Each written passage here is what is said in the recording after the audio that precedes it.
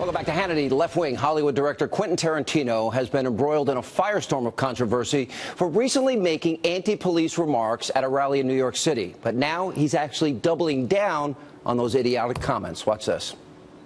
I was under the impression I was an American and that I had First Amendment rights, and there was no problem with me going to an anti-police brutality protest and speaking my mind. They want to demonize me. They want to slander me, say, imply that I'm saying things that I didn't say.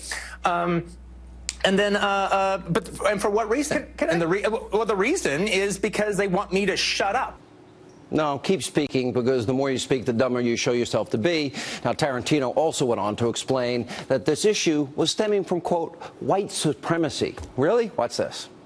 The organization who put it on was, it's called Rise Up October.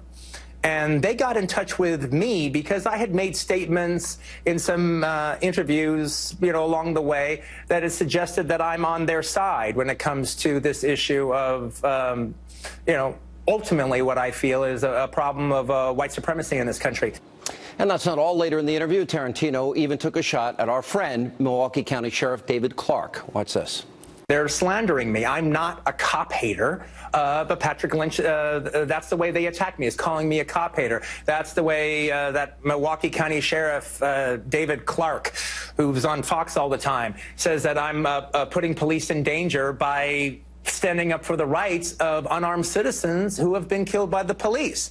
But at the same time, they say that about anybody who acknowledges that there's a problem in law enforcement in this country right now is considered by law enforcement part of the problem, whether that be me, whether that be Bill de Blasio, whether that be President Barack Obama, who in the case of both Patrick Lynch and David Clarke have accused all three of us of this action. Here to respond, Milwaukee County Sheriff David Clarke. Sheriff, he seems a bit unhinged to me watching that interview, but that doesn't excuse what he did and what he said. He said those comments, made those comments about, quote, murderers, talking about cops at an anti-cop rally the weekend after a cop was shot and killed in New York. That was the context in which it was stated. Your response? Sure, and you notice that he had to look down and read from the script that somebody prepared for him. He didn't know who David Clarke was. I have never talked about Quentin Tarantino on Fox News, but that's neither here nor there. This guy really stepped in it. And it's not unusual for this thing to happen. Here's the phenomenon. You have these Hollywood elites. He's a one-percenter, a limousine liberal, who feels a little guilty about his lot in life. And so every once in a while, what these elites do is they go down and appear at these demonstrations, and they try to get their legitimacy that they're down with the struggle. And they go down there, they get too far out ahead of their skis, and they say something stupid. Look, Quentin Tarantino's father, his dad, said that his son was wrong and should apologize. My advice to Quentin Tarantino, honor thy father. Apologize, get yourself out of this. I'll tell you what, I'll make you a deal, Quentin. You take the proceeds, the profits from your next movie, donate them to the Concerns of Police Survivor or the National Law Enforcement Memorial Wall in Washington, D.C., maybe NYPD, for survivors of people who've been killed in the line of duty.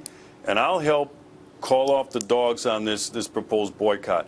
But what he needs to do is realize that when he's going to go down for his own gain, like I said, he wants to feel he's down with the struggle. He has no idea what people who he showed up with down there are living like. He shares no black experiences. The fact is that this guy is used to red carpets and champagne toasts. That's his lifestyle. That's what he's guilty about, because he doesn't want these groups to turn on him. I think you make great comments. You know what I would like to do, Sheriff? How about I invite Quentin Tarantino? I don't think he'll have the courage to show up here, but to come on with you. And maybe you can explain to him and educate him, because he seems pretty ignorant about what life is like out on the streets for cops every day. I think that might be a good experience for him. Maybe he can talk to some of the families of that lost hero cops in the line of duty out there protecting and serving before he uses a broad brush and talks about calling the murderers murderers. He's not talking about most cops, and he didn't make the distinction.